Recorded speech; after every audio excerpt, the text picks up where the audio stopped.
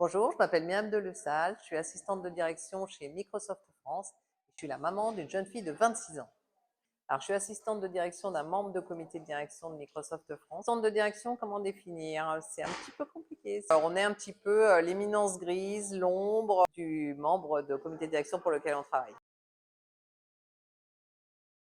Il en faut beaucoup, assez peu de hard skills, il en faut beaucoup qu'on appelle les soft skills, qui sont en fait des compétences comportementales, à savoir des capacités d'écoute, des capacités de gestion des conflits, de résolution de problèmes, montée d'informations vers les managers, de captation du pouls des équipes. Bon voilà, c'est 70% de savoir-être en fait qu'il faut développer au fur et à mesure du temps et de la connaissance des équipes. Ah, c'est un métier qui est en perpétuelle transmutation. C'est un métier en fait qui se transforme, donc qui s'est beaucoup transformé. Aujourd'hui, c'est vrai que l'administratif représente une part, somme toute, assez petite.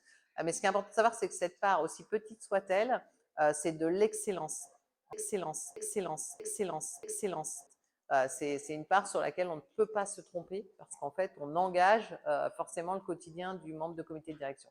Donc c'est 30% et 70%, c'est en fait ce que l'on en fait, en fait, ce que l'on choisit d'en faire. Donc pour certains, plus des ressources humaines, pour d'autres, beaucoup plus d'événementiel. Voilà, c'est un petit peu différent.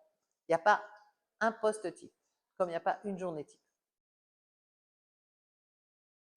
Alors, je leur donnerais déjà, si on part du principe, mais c'est valable dans ce métier comme dans d'autres, de toujours oser demander, oser poser des questions. En entreprise, en fait, il n'y a pas un problème qui ne soit pas solvable.